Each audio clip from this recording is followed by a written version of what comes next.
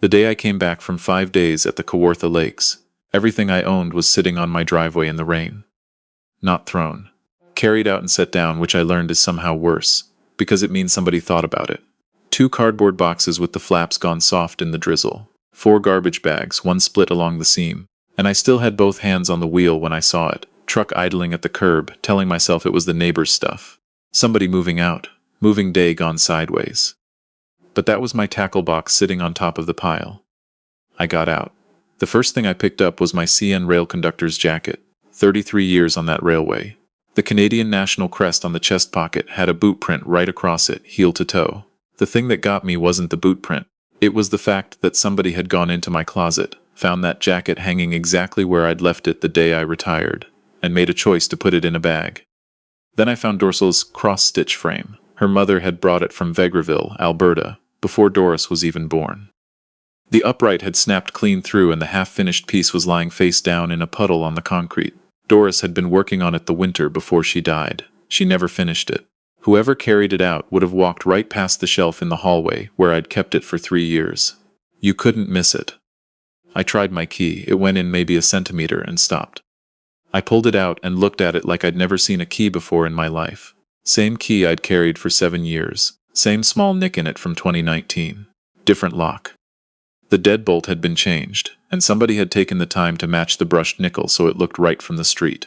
I stood on that porch for a while. I've walked off a lot of things in my life. 33 winters on the railway, overnight freights in January when the rails were so cold the steel was contracting under you. You learn not to panic when something goes wrong. You work the problem. But standing on a porch whose boards I'd replaced myself the summer before, in an October rain that couldn't quite decide if it wanted to be snow, I didn't have a problem I could work. My name is Lloyd Calloway. I'm 64 years old and I spent 33 years as a freight conductor for CN Rail out of Kingston, Ontario. If you don't know the work, you're responsible for the safe operation of trains that can be 2 kilometers long and carry 10,000 tons. You learn to think ahead. You learn to read a situation before it turns into something you can't stop. I was good at it. 33 years. And the only award I ever cared about was my Safe Miles plaque. Because nobody gives you that one for just showing up. You earn it by bringing everyone home. I retired in 2016. My wife Doris died in the spring of 2021. Pancreatic cancer. From diagnosis to the end was 11 weeks. And there is nothing slow about 11 weeks when you're watching someone you've spent 40 years with get smaller every morning. She went on a Tuesday. I was with her. The house on Dalton Avenue felt wrong after that, and the way a place feels wrong when the person it was built around is gone. 6 months later, my son Blake called me about a house.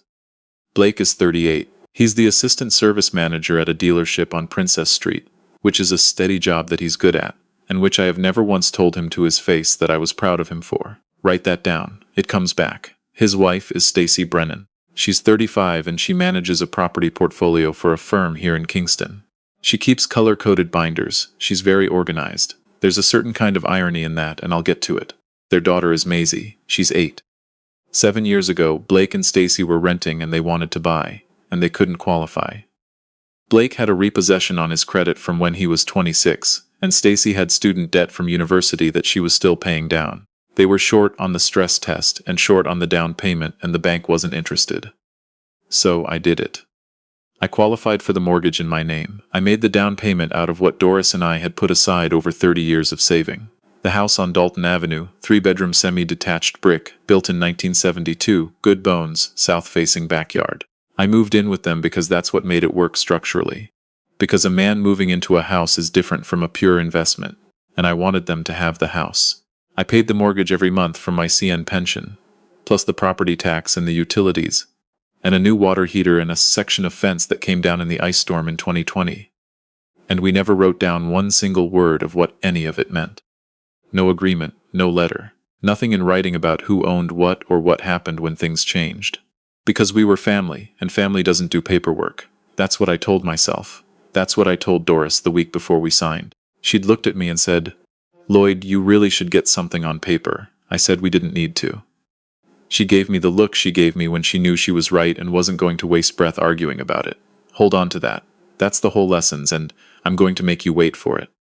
I'd been up at the Kawartha Lakes with 2 old buddies from my CN days, Pete Hanlon and Al Ainsley. We rent a cabin every fall. We catch maybe 8 fish between us and argue about the ones that got away. I left on a Wednesday morning and was supposed to be back Friday, but Al's truck needed a part from Lindsay and we didn't get out until Monday. I came down the 401 and got off at Division and turned onto Dalton around 3:30. The sky was doing that flat gray thing Kingston gets in October when it can't decide between rain and not rain. I saw the pile before I turned into the driveway. I want to go slow here because if you take one thing from this whole story, I'd rather it be the way this part felt before I understood what it was. Because for about 4 seconds, my brain was buying time the way it does on the railway, when something ahead doesn't look right. And you're already reaching for the brake before you've consciously understood why. That was my tackle box. There's no clean way to describe what happens to a man when he realizes his things have been put outside. I've told this story a few times now and I always lose people here, because they want the emotion and I'm not sure I can give it to them straight. It wasn't rage. Rage came later and it was quiet. What I felt first was embarrassment. The public kind, the deep kind. I was standing on a residential street in broad daylight, holding my retired conductor's jacket with a neighbor 2 doors down getting his mail, and I was trying very hard not to look at him. I found the recipe binder in a garbage bag with the ring sprung open and half the pages loose in the wet. Doris had kept it since before we were married. Her handwriting in green ballpoint, her mother's pierogi recipe, her aunt's shortbread, 100 other things I can't describe except as her. The pages that had fallen out had gone soft in the rain and some of them were already bleeding. I got down on my knees on the wet concrete and picked up every one. I found my Safe Miles plaque in a box with bathroom supplies. CN Rail gives those out for accumulating accident-free mileage on the line. I'd always privately thought it was a bit of a joke, a piece of laminated wood with a brass plate on it. And then I found it between a bottle of Windex and a tube of toothpaste. And I found out it wasn't a joke at all. I found a shoebox of Blake's school photos, kindergarten through grade 12, that Doris had kept because she was the kind of person who kept those things. After she died, I couldn't throw them out. Somebody had gone into the closet in my room, picked up that box, carried it downstairs, walked it through the front door, and set it next to the garbage bags. I want you to sit with that for a moment.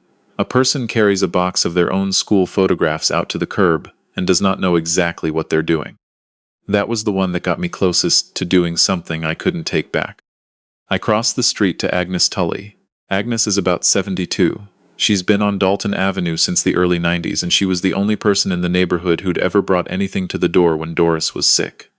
She opened before I knocked and said, "Lloyd, come in out of that." I said, "Agnes, do you know what happened?" She said there'd been a U-Haul on Thursday, 2 men she didn't recognize. It got loaded and went somewhere and came back empty. Then Friday afternoon a locksmith's van was out front for about half an hour. And then she said something I've gone over 100 times since. She said, "Lloyd, Stacy was crying the whole time.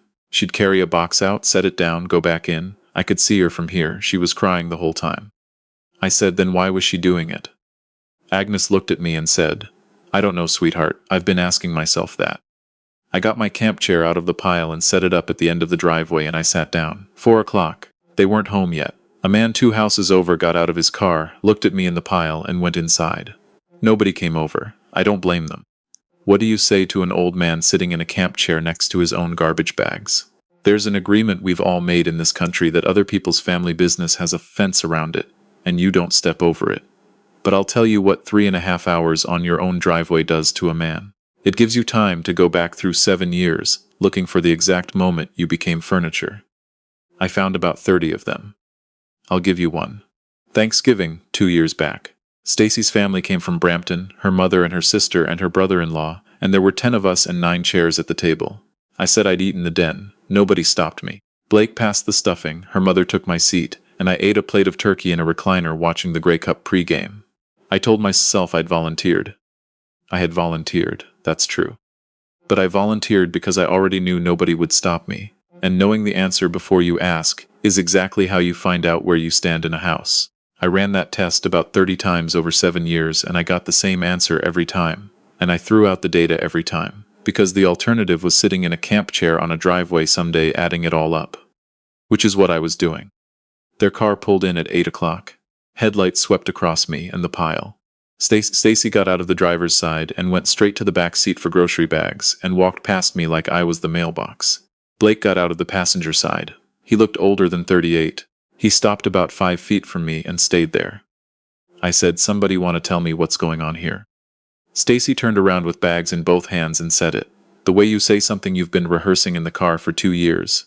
Fast and flat and just slightly too loud, because she was scared of saying it. She said, the mortgage was discharged in February, Lloyd. We paid it off. There's nothing left to pay. I said, what does that have to do with anything? She said, it has everything to do with it. Then she said, you're not needed here anymore. I said, Stacy, I live here. She said, you stayed here. And before I could answer, she kept going. 7 years of my kitchen arranged the way you want it. 7 years of Doris's things in every room that I'm not allowed to touch. 7 years of Blake telling me he's paying the mortgage. Stace, every time I said something bothered me. Well, the mortgage is gone. Her voice cracked. This is my house. It was supposed to be my house. I turned to Blake. He was studying the driveway. I said, son, look at me. He looked up, 1.5 seconds, and there was nothing in it. Not anger, not really guilt. It was the face of a man who'd made peace with a decision a long time ago and was just waiting for the noise to stop. He said, Dad, it just wasn't working. I said, you put your mother's cross-stitch in the rain. He said, I didn't pack the boxes. 7 years of my pension going into that house, and that was the sentence he had ready. I asked where I was supposed to go that night. Stacy said I had my RRSP and my pension, and I'd said so often enough, which was true. I'd said it the way you say it when you want someone to know you're not a burden. She'd been keeping notes. She said if I tried the door, she'd call the police. Then she went inside. Blake followed. The door closed. And then the light came on in the right front bedroom, upstairs, Maisie's room. My granddaughter came to the window and pressed both hands against the glass and looked down at me standing next to garbage bags with my old conductor's jacket in my hands. She's 8 years old. She raised one hand, a small wave up to about her shoulder. I raised mine back. Then someone moved behind her and the curtain closed and the light went off. I need you to hear this right. Everything I'd been feeling up until that second was about me. The humiliation, the anger, the hours in the camp chair. All of it mine. And then an 8-year-old put her hand on a window, and every plan I had changed in about 3 seconds. Because whatever I did next was going to happen to her too. Nobody in these stories ever says that part. It's always about the people who did the thing, not the ones who didn't do anything and are going to get caught in the middle anyway. I loaded what I could into the truck. Took about 45 minutes and nobody came out to help. The conductor's jacket, the cross-stitch and its broken frame, the recipe binder, my Safe Miles plaque, and a milk crate of paperwork from my closet. Mortgage documents, insurance, the title transfer, 7 years of property tax notices. Railroaders keep paper. You learn that early. Paper is what you have when the signal drops, and something's gone wrong 300 kilometers away, and you need to know exactly what was agreed and when. I got a room at a motel out on the Bath Road, $58. Exterior doors, parking lot that's never quite empty, ice machine that runs all night. I sat on the end of the bed with the TV off. I didn't sleep. What I did instead was go through 7 years out loud quietly to myself in that motel room. Year 1 and 2 were real. I won't pretend otherwise. Sunday dinners and Blake asking me about a transmission and Maisie as a baby that I could settle when no one else could. Walking her around that kitchen at 2 in the morning with her head on my shoulder thinking, this is why I'm still here. Year 3, Stacy repainted the spare bathroom and I said something about the color. I don't remember exactly what. I remember she didn't answer. Year 4, they started eating before I came in from the garage. Year 5, Doris's cross-stitch disappeared from the hallway shelf. And I found it in the basement and brought it back upstairs and I thought I'd won something. I hadn't won anything. I just made a deposit on this. Year 6, my chair got moved to the corner of the den. Year 7, I ate supper in my room most nights and told myself I liked the quiet. That's not one thing going wrong. That's 84 months of a slow eviction, and I sat in every one of them and called it family. Around 4 in the morning, I opened the milk crate. I wasn't looking for anything. I opened it because I couldn't sleep, and it was the only thing in that room that was mine. I sat on a motel bedspread and read my own documents for the first time in years. The land transfer document, the mortgage agreement, the property tax notices. My name, just my name. In the morning I called a real estate lawyer.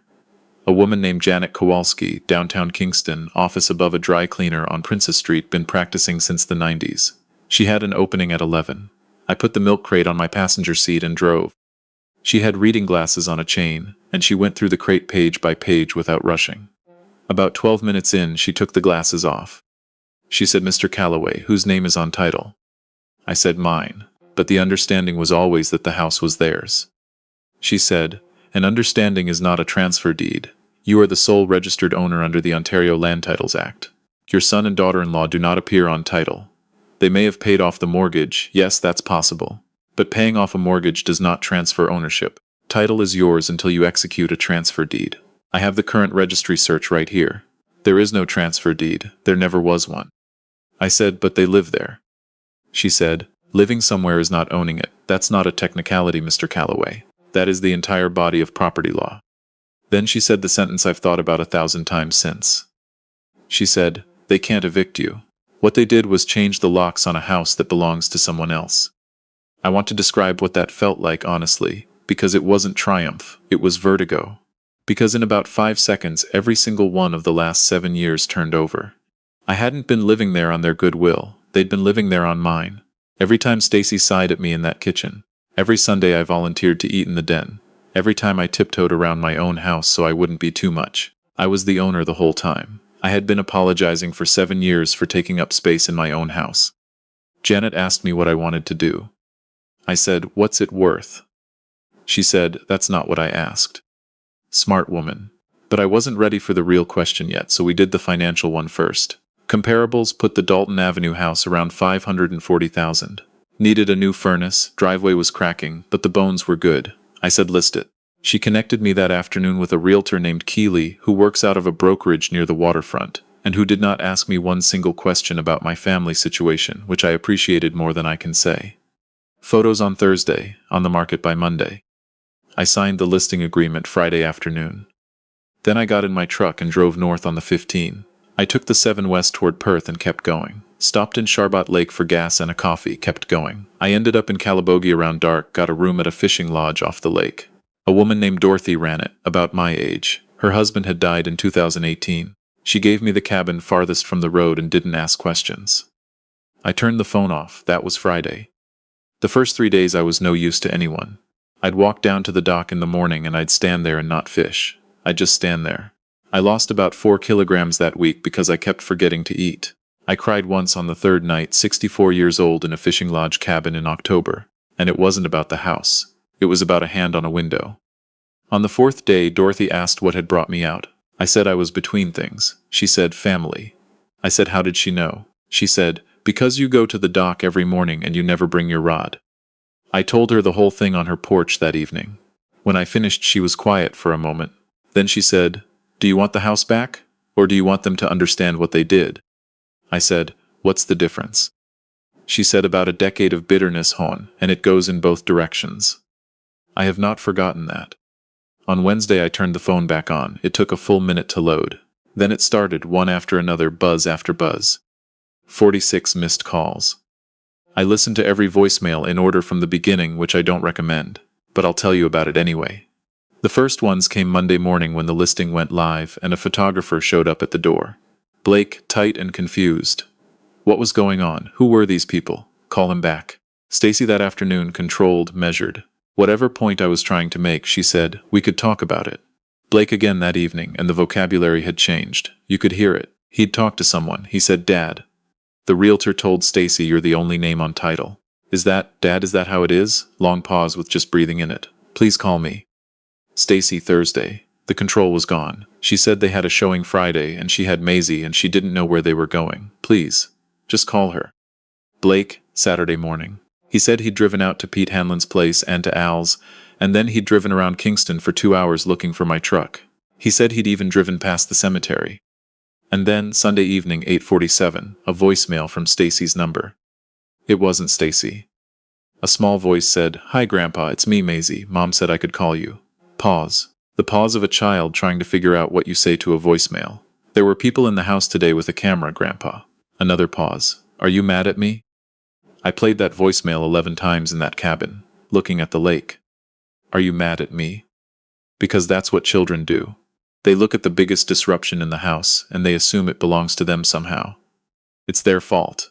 If they'd done something differently. And she's 8. And she doesn't know why her grandfather's things were put outside. And she doesn't know why strangers with cameras are walking through her bedroom. And the only explanation she can find that makes sense is that she must have done something wrong. I'm going to stop there for a moment. Because in stories like this one, that's the part where you're supposed to get the clean, satisfying resolution. and I'd be lying to you if I made it clean. I had everything lined up. The house was under contract within 9 days. Cash-heavy offer, quick close. I had 46 calls from 2 people who'd put Doris's cross-stitch in the rain. I could have let that sale close and driven somewhere and never picked up the phone again. Every person reading this knows I'd have been within my rights. I also would have been the man who took his granddaughters home. So here's what I actually did, and some of you are going to say I went soft. I let the sale close. $491,000, net after commission and adjustments. I signed at a lawyer's office on Johnson Street on a Tuesday afternoon, and I felt absolutely nothing about it. I had a number in my head and I was going to use it. I took $220,000 and I bought a duplex off Beverly Street. Brick, 1961, 2 bedrooms on each side, the kind of Kingston housing that was built to outlast the people who built it. Needed floors throughout and a new roof on the north side. I did the floors myself over 6 weeks with a rented drum sander and a back that reminded me every morning what 64 feels like. I live on the north side. The south side sat empty while I worked. In July, I called Blake and asked him to meet me at Tim Hortons on Princess Street. He came in looking like he hadn't slept properly in 2 months. He'd lost weight in his face. He sat down across from me in the booth and didn't say anything. I slid a folder across the table. Inside was a 12-month lease for the south unit. Market rate, $1,850 a month, which was what a 2-bedroom in that part of Kingston was going for that summer, and which I did not reduce by $1. First and last required. Late fee after the 5th of the month. Both his name and Stacy's on the agreement. My name is landlord. A clause at the back specifying 2 late payments as grounds for termination under the Ontario Residential Tenancies Act. He read it twice, then he looked at me. He said, "You're going to charge us rent." I said, "I'm going to charge you market rent and you're going to pay it, and in 12 months you'll have 12 months of on-time payment history on paper. That is the only thing that's going to get you approved for a mortgage on your own. Not because I'm being hard on you. Because that's how it works." He said, "And if we don't want to?" I said, "Then you find something else. But Blake, I'm done giving anything to anyone without writing it down. Not because I don't trust you. Because I finally understand that every dollar I handed over without a signed agreement cost both of us something. That's not a figure of speech. It cost you something too. I'm not doing that again."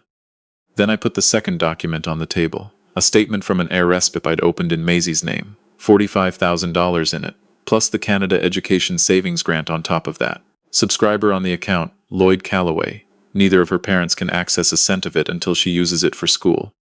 He looked at that statement for a long time. Then my son put his face in his hands in a Tim Hortons on Princess Street at 2 o'clock on a Tuesday afternoon and cried. I sat there. I let him. I did not reach across the table. That's the part I'd take back if I could.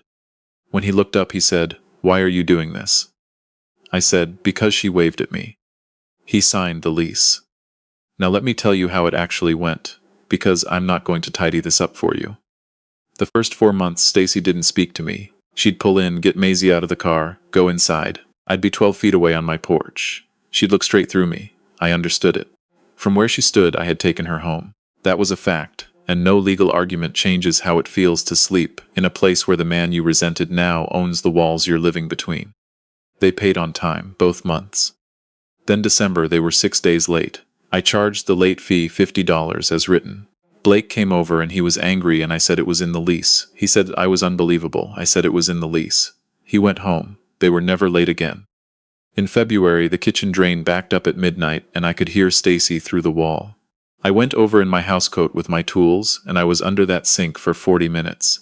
When I came out, she was standing there with a dish towel and she said, "Thank you." First 2 words she'd said to me since October. Then in April, 11 months in, she knocked on my door. She stood on my porch with her arms crossed, and she said something I didn't expect and didn't deserve to have made easier for me. She said, "You called Blake." I said, "What?" She said, 7 years ago, when you decided to buy that house. You called Blake. You two worked it out. And then Blake took me for dinner at Swiss Chalet for my birthday and told me his father was going to be moving in. She wasn't raising her voice. She was very still. I was 28 years old and I found out I was going to have a father-in-law at a birthday dinner. You never called me, not once. You never asked me if it was all right. I stood in my doorway and I had nothing to say. Because she was right. I never asked her, not once, not in 7 years. I'd called my son because he was my son. And I had it in my head that the arrangement was mine to set because I was the one giving. And then I moved into that woman's home and stayed in it for 7 years and never once said out loud, "Is this all right with you?" I'm not going to sit here and tell you that makes it even. It doesn't. There's a real distance between wanting your kitchen back and waiting until a man goes fishing and putting his dead wife's needlework in the rain. She walked that whole distance and she knows it, and no lease agreement and no drain repair closes it. But I understand the road. It wasn't one decision. It was 84 months of small ones, with nobody ever saying the true thing, until the resentment got big enough to plan around a fishing trip. And my son spent 7 years standing between a wife who wanted her home and a father who'd never discussed the arrangement. He learned early that silence was the only thing that kept both of us in the room. He got so good at nothing that the night it mattered, nothing was all he had left. He stood in a driveway and studied the asphalt. I did that to him. I raised a son who thought bringing me a problem was the same as failing. So here's what all of this actually taught me, and it is not the lesson you expect a man in my position to land on. Generosity without paperwork is not generosity, it's a setup for both people. I told myself for 7 years that putting things in writing would have been an insult. Family doesn't need a contract. Family doesn't need it on paper. But here is what actually happens when you don't write it down. You build a story where you're owed something, and they build a story where it's theirs. And nobody ever checks the two stories against each other because checking would be rude. And the day the stories finally collide, somebody's belongings end up on a driveway in the rain. Every dollar I put into that house without a signed piece of paper became a debt that nobody could name, that nobody could pay, and that got heavier every single year. I called it love for 7 years. It wasn't love. It was an unwritten invoice that I kept adding to, and they knew it, and I knew it, and neither of us ever said the number out loud. That's not love. That's a setup with good intentions. Paperwork is not what you do when you don't trust someone. Paperwork is how you protect a relationship from the arithmetic. So here's the one practical thing I'd ask you to do. You've got an arrangement with somebody you love that's never been put on paper, money that comes back whenever, a room someone's staying in, a bill you cover every month that's become the weather, something everyone breathes and nobody names. Write it down. 1 page. What it is, what it's worth, what happens when it ends. Both of you sign it. Put it in a drawer. If the other person gets offended, you have just learned something very important for free. The question I sit with most nights is this. What am I giving right now that nobody ever has to say thank you for? And is that generosity, or is it a bill I'm quietly running up on someone who never agreed to owe it? Maisie is 10 now.